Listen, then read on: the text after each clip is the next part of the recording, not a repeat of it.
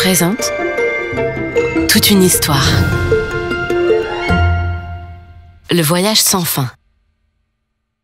Axel est né, a grandi et est devenu un jeune homme sans jamais s'éloigner de chez lui. Il vit dans la plus petite ville qui existe. Celle-ci est entourée de champs de part et d'autre. Des champs peu fertiles, car le soleil ne montre que trop rarement le bout de son nez. Cette ville s'appelle Falkbugt. Et si elle comptait un seul habitant de moins, on dirait que c'est un village. Axel rêve de partir sillonner le monde. De voir de ses yeux ce qu'il n'a lu que dans les livres. Une photo, c'est bien, mais il se demande ce qu'on ressent quand le soleil des Caraïbes vient nous caresser délicatement le visage. Quand les vagues d'un océan viennent nous lécher les pieds. Ou quand les parfums multiples des marchés orientaux viennent se jeter à nos narines. Un jour, il en parle à Tim, le fils du boulanger. Tim est ce qui se rapproche le plus pour lui d'un ami. Ils se connaissent depuis toujours. Ils se sont appréciés dès leur première cascade en vélo ensemble, dans la seule rue du centre-ville. Il faut dire qu'à peine les petits trous de leur vélo enlevés, ils ont essayé de le conduire sans les mains, ce qui leur a valu à chacun de nombreuses bosses. Depuis, ils ont bien grandi. Et depuis plus d'1 an, ils sont tous les deux apprentis boulangers chez le père de Tim. Ils se sont donc encore plus rapprochés et se parlent de tout. Quand Axel a évoqué ses envies de voyage à Tim, celui-ci a d'abord beaucoup ri, mais a vite compris que son ami était très sérieux. Un jour de décembre, Axel souffle sa 18e bougie, avec l'espoir que quelque chose de palpitant se passe dans sa vie. Sa seule peur est que même quand il aura le double de son âge, il soit toujours là, à vivre dans le même petit grenier, avec toujours aussi peu d'argent pour voyager. Il a cependant un bon lit douillet, qu'il a récupéré lorsque sa voisine du dessous, Madame Janine, avait déménagé dans le sud, et une petite table qu'il s'est amusé à construire avec des cagettes prises derrière l'épicerie de Monsieur Marcel. Partout sur ses murs, il a imprimé des cartes de tous les pays du monde. Il habite ici depuis 2 ans et s'y sent bien. Un regard à droite et le voilà en Australie. À gauche, au Groenland. C'est sa façon à lui de voyager. Après avoir bien mangé, il s'étend sur son lit. Les yeux rivés sur les grands plateaux de Mongolie avant de sombrer dans ses rêves. Axel se réveille en sursaut. Qu'est-ce qui se passe ? Pense-t-il. Il regarde autour de lui. La pièce a l'air normale. Ce doit être les voisins. Encore ? Cette fois, pas de doute, ça vient de sa porte. Il enfouit sa tête sous la couette, le trouble fait finira bien par partir. Il est bien trop tôt pour se réveiller. Bon allez, ça suffit. Il se lève, enfile ses pantoufles, met son peignoir et va ouvrir. Au moment où il ouvre la porte, Tim manque de justesse de lui toquer sur la figure. Il est surexcité. Ah bah enfin ! Heureusement qu'il n'y a pas le feu. Allez viens, dépêche-toi. Axel ne comprend pas. Qu'est-ce qui se passe ? On est dimanche, je travaille pas aujourd'hui. Tim lui répond d'un air amusé. Et tu ne vas peut-être plus travailler pendant un petit moment. Ah, bon anniversaire au fait. Allez, habille-toi vite et descends. Axel arrête de résister et se laisse entraîner dehors par son ami. Tim ne laisse pas le suspense durer plus longtemps et soulève un grand drap pour dévoiler une voiture. Bon anniversaire mon vieux, crie fièrement Tim en faisant le tour du véhicule tout excité. Ça fait 6 mois que je la retape. C'est une vieille voiture de mon père. Depuis que tu m'as parlé de tes envies de voyage, ça m'est resté dans la tête. Ça fait trop longtemps que je te vois triste d'être dans cette ville, avec l'envie de la quitter. J'en ai discuté avec papa, et c'est bon. Il te laisse du temps libre pour que tu partes voir du pays. Et tu pourras reprendre ton boulot d'apprenti en revenant. Axel sent les larmes lui monter aux yeux. Il ne sait pas quoi dire. Cette voiture, toute piquée de rouille avec quelques taches de peinture bleue qui résistent, est le plus beau cadeau qu'on lui ait jamais fait. C'est sa voiture. Son billet vers le monde. Sans même s'en rendre compte, perdu dans ses pensées, il s'est installé au volant. Un grand volant en caoutchouc abîmé, dentelé sur l'arrière pour offrir une bonne adhérence. Tim s'assoit à côté de lui, un grand sourire aux lèvres, ravi de voir à quel point son cadeau plaît à son ami. On l'a testée, elle en a encore sous le capot, dit-il en tendant les clés à Axel. Il attrape les clés en riant et met le contact. Toute la voiture se met instantanément à trembler et à ronronner comme s'il venait de réveiller un petit monstre. Embrayage, première, accélérateur. C'est parti! La voiture s'élance au travers de la seule rue de la ville. Axel, avec Tim à ses côtés, effectue 36 allers-retours. Ils les ont comptés? Il commence à se faire tard. Axel raccompagne Tim chez lui avec sa monture. Merci Tim, je n'aurais jamais espéré plus beau cadeau. Tim lui répond, j'y ai mis tout mon cœur. Maintenant c'est à toi de suivre le tien pour qu'il t'emmène réaliser tes rêves. Après un long moment sans un mot, qui en valait 1000, Tim se retourne vers Axel avec un grand sourire sur lequel coulent quelques larmes. Bon voyage mon ami. Tim sort de la voiture sans se retourner et disparaît à l'intérieur de sa maison. Seul à bord, Axel, les mains posées sur ce volant si particulier, repense aux dernières phrases de son ami. Suivre mon cœur. Suivre mon cœur. Est-ce qu'il sait où il aimerait aller au moins, mon cœur? Il ferme les yeux et repense aux cartes de son vieux grenier. Il les parcourt une à une dans sa tête et son imagination s'arrête sur l'une de ses favorites. Le Brésil. Ah, pense-t-il. Le Brésil. Ses plages, sa montagne, sa forêt sauvage, ses couleurs, la fête en permanence. Il réouvre les yeux et met le pied sur l'accélérateur. Mais à peine a-t-il fait quelques mètres qu'une chose surprenante se produit. Il sent un petit picotement. D'abord dans son nombril, puis dans tout son corps. Le ronronnement de la voiture devient un rugissement.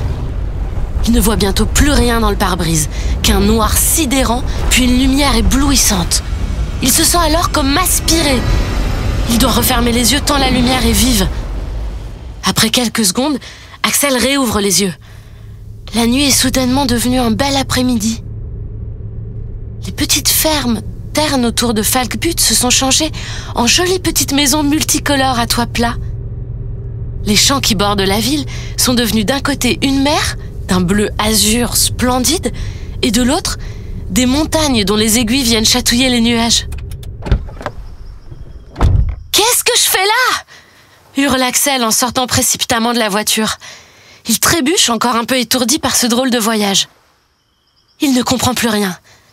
Il fait un tour de la voiture, s'attarde sur chaque détail de la carrosserie, des pneus, du coffre. Rien. La voiture était des plus normales. Il se remet donc au volant, rallume le contact en fermant les yeux, se préparant à un nouveau saut dès son départ. Il réouvre les yeux. La voiture n'a pas bougé et ronronne normalement. Voilà Axel lancé sur une petite route de bord de mer. Il regarde par la fenêtre, il aperçoit au loin des bateaux et encore plus loin un petit point qu'il n'arrive pas à identifier. Le soleil a amorcé sa longue et douce descente, comme on le connaît dans ces pays chauds au sud de l'équateur. Il roule encore 1 heure et aperçoit enfin un petit village formé d'une centaine de maisons de toutes les couleurs. À son arrivée, pourtant, le village est désert. Axel ne comprend pas. Il continue de rouler et de s'enfoncer dans les ruelles. Personne. Il aperçoit l'ombre d'un enfant qui file à toute vitesse. Il braque le volant et s'engage dans la même direction. Arrivé au croisement, l'enfant a disparu, laissant place à une foule dense et joyeuse. Des décorations sur toutes les maisons, des enfants qui courent dans tous les sens. C'est incroyable, de la musique partout et ces odeurs. Axel n'a jamais rien senti de comparable. Il gare sa voiture et se joint rapidement aux festivités. Sans qu'il puisse comprendre, quelqu'un le prend par la main et l'entraîne dans une folle danse où les partenaires se succèdent à chaque changement de rythme. Sa première partenaire est une femme âgée qui lui fait un grand sourire. Hop, ça change. Cette fois, il tient une petite enfant qui sautille dans tous les sens en riant aux éclats. Hop, nouvelle partenaire. Hop, une autre. Encore une nouvelle.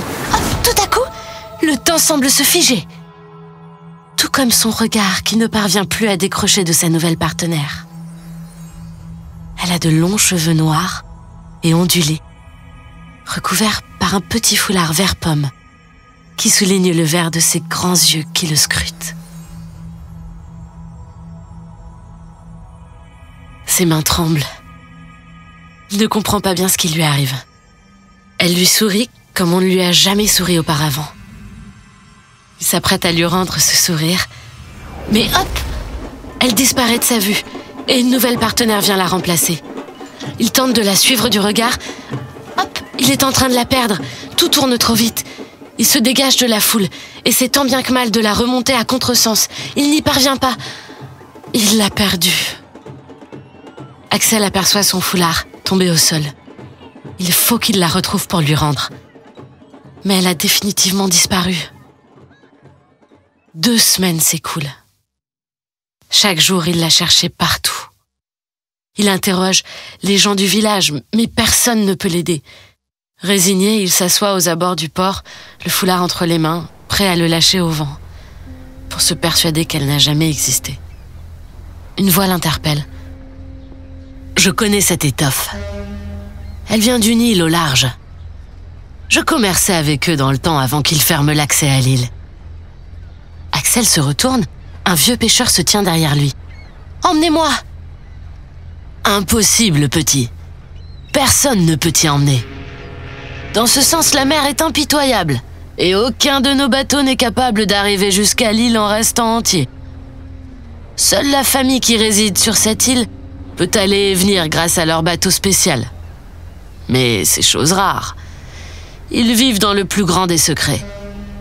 La fille, de temps en temps, rejoint le village pour je ne sais quelle raison. Peut-être qu'elle a envie de parler à d'autres gens que ses parents. » Axel l'interrompt. « Mais comment puis-je la retrouver ? » « Tu n'as pas l'air d'être d'ici. Comment es-tu arrivé si loin de chez toi ?» lui demande le pêcheur. « Mais oui, c'est ça !»« Merci, merci monsieur !» s'exclame Axel. Axel court à toutes jambes dans les rues du village pour y récupérer sa voiture. Il l'avait complètement oubliée. Elle l'avait emmené à plus de 10 000 kilomètres de chez lui. Elle pourra bien l'emmener à quelques kilomètres des côtes. Il entre dans la voiture. Il lui semble qu'il ne l'a pas vue depuis une éternité. Il se demande comment il s'y était pris la première fois. Il pense « Rappelle-toi, Axel, rappelle-toi. Ah, oui, j'avais simplement pensé au Brésil. Allez, une destination et c'est parti. L'île. » Il démarre la voiture et appuie sur l'accélérateur. Ça marche. Les picotis, le noir, la lumière. Oui! Axel ouvre les yeux. Il est sur une île. Du sable à perte de vue, des cocotiers et plus trop de route sur laquelle rouler avec sa voiture. Ce n'est pas du tout le Brésil. Encore moins l'île souhaitée. Bon, ce n'est pas grave. Il sait comment en repartir aussitôt. L'île. Picotis, noir, lumière. De la glace? Oh, pas là non plus. L'île. Picotis, noir, lumière. Des rochers. Il n'y arrivera jamais. L'île. Toujours pas. Il essaie encore. Et encore. Et encore. Puis un jour, il s'arrête quelques instants pour respirer. Le paysage est magnifique. Les embruns de l'océan lui fouettent le visage.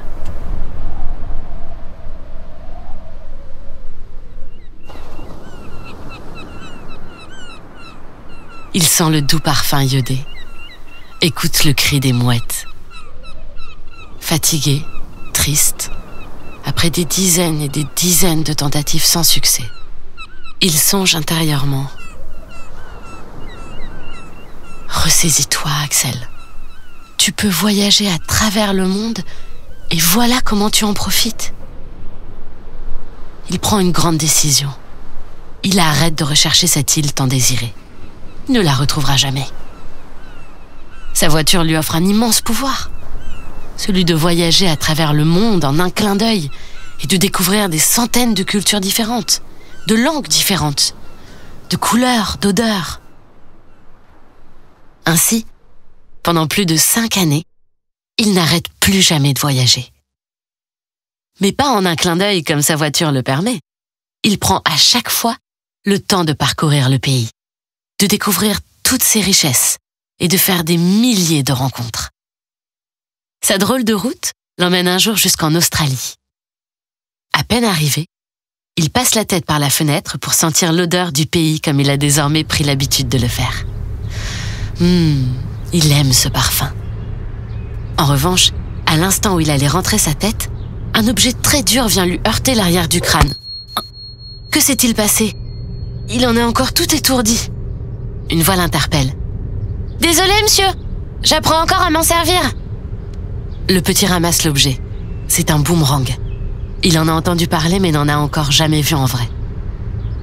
Après avoir rassuré le petit sur l'état de sa tête, il reprend la route calmement. Il parcourt plusieurs kilomètres, puis s'arrête brusquement. Une pensée vient de lui traverser l'esprit en repensant au boomerang du petit. Cet objet si bizarre qui, bien lancé, retourne à l'endroit d'où il a été envoyé. Axel se dit « Mais bien sûr! Pourquoi je n'y ai pas pensé plus tôt? Si je veux retourner sur l'île, il faut que mon point de départ soit le tout premier d'où je suis parti. » Il ferme les yeux, pense très fort à sa petite ville natale de Falkbutt et accélère. Les picotements, le noir, la lumière. Il réouvre les yeux sur une route qu'il connaît par cœur. Revenir sur ces terres soulève en Axel une grande émotion. Lorsque sa petite voiture rouillée avance le long des champs et qu'il commence à apercevoir Falkbutt, dans cette belle lumière de fin de journée, les larmes lui montent aux yeux. Après toutes ces années de voyage, rien n'a changé. On dirait que le temps s'est figé. Il se gare face à la boulangerie du père de Tim et rentre comme s'il était un client comme les autres. Tim ne le voit pas tout de suite et lui demande quel pain ou pâtisserie il souhaite. Axel répond en souriant. « Vous vendez des pneus neufs? Les miens sont un peu usés. » Tim reconnaît aussitôt la voix de son ami et se retourne brusquement en hurlant « Axel !» Ils se prennent dans les bras et sont tellement excités de se voir qu'ils se coupent la parole l'un l'autre et ne savent pas par où commencer. Tim commence par lui raconter qu'il n'est plus apprenti. Il a repris la boulangerie de son père qui est parti à la retraite. Elle marche plutôt bien. Il est fier du pain qu'il produit. Il attire même des habitants des villes voisines. Il arbore une belle barbe qui rend son visage plus dur, moins enfantin. Il raconte le cœur lourd. « Je pensais que tu ne reviendrais jamais. Que tu m'avais oublié. Que tu avais oublié ta ville. » Axel le coupa. « Non, Tim, je n'ai rien oublié. Mais une fois que je t'aurai raconté ce qui m'est arrivé, tu comprendras que je ne pouvais pas revenir plus tôt. » Alors Axel lui raconte. Son départ, la voiture magique, l'arrivée au Brésil, la rencontre avec sa belle inconnue, et depuis, ses nombreux voyages à travers le monde pour tenter de la retrouver. La nuit est bien entamée quand Axel termine son récit. Tu comprends maintenant. J'ai réalisé mon rêve et voyage à travers de nombreux pays du monde. J'ai même visité plus de pays que je n'avais de carte dans mon vieux grenier. Mais il me reste un dernier rêve à accomplir, et c'est de la retrouver. Et je crois avoir trouvé la solution. Pendant toutes ces années, j'ai été bête, car je n'ai jamais songé à revenir à mon point de départ. C'est de Falkbutt que je suis partie pour arriver au Brésil. C'est d'ici que je dois repartir pour la retrouver. En faisant exactement les mêmes actions, en pensant à la même chose, je suis sûre d'y arriver. Alors une fois qu'ils se sont tout dit, et pris dans les bras pour la dernière fois, Tim raccompagne Axel jusqu'à sa voiture. Il le regarde grimper et lui demande « Promets-moi qu'un jour tu reviendras me rendre visite avec elle. J'ai envie de la rencontrer maintenant que tu m'en as tant parlé. » « Promis, Tim, je n'y manquerai pas, » assure Axel. Axel saisit le volant, démarre le moteur et ferme les yeux. Il pense au Brésil. Il réouvre les yeux et se stoppe. Non, pense-t-il. Il me manque quelque chose.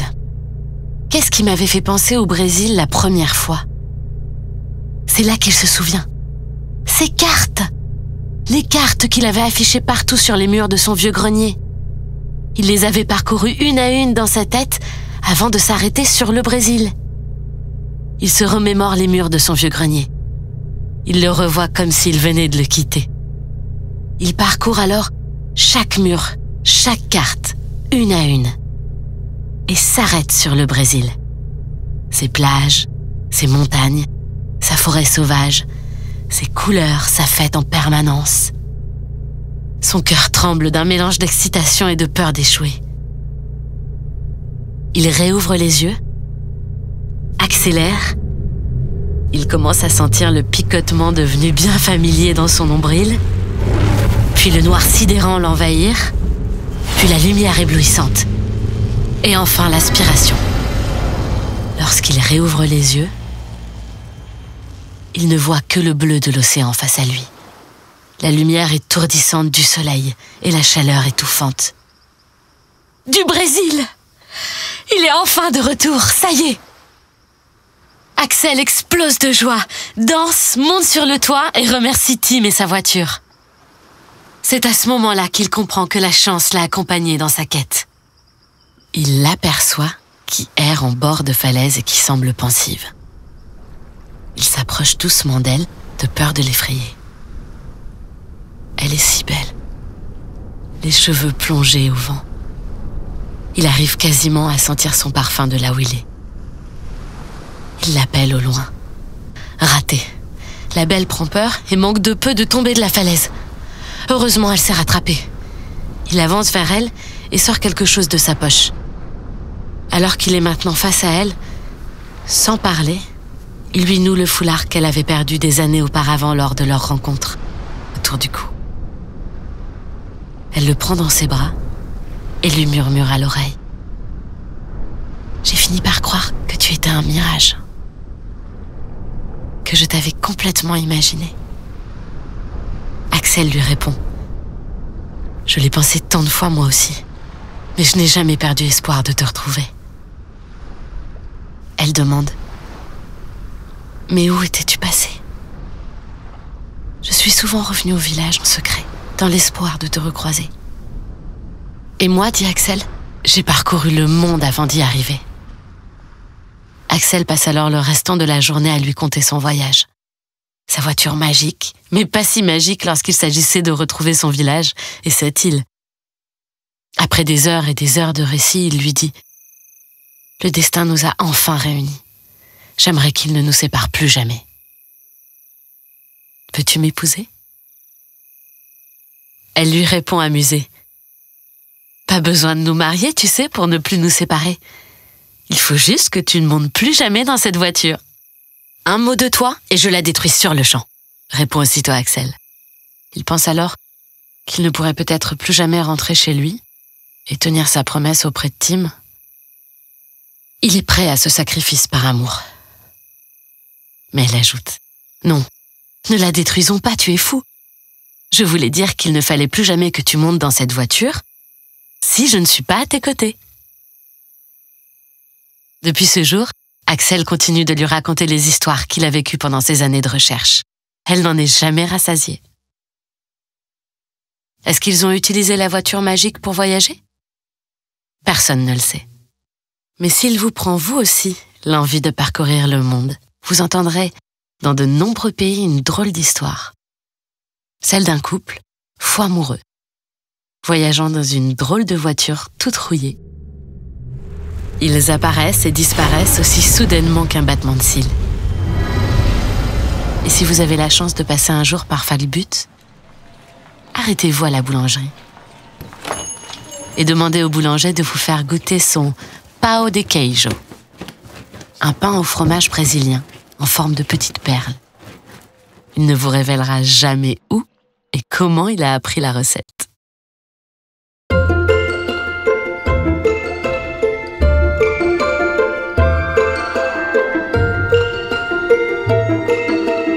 AXA vous a présenté Toute une histoire.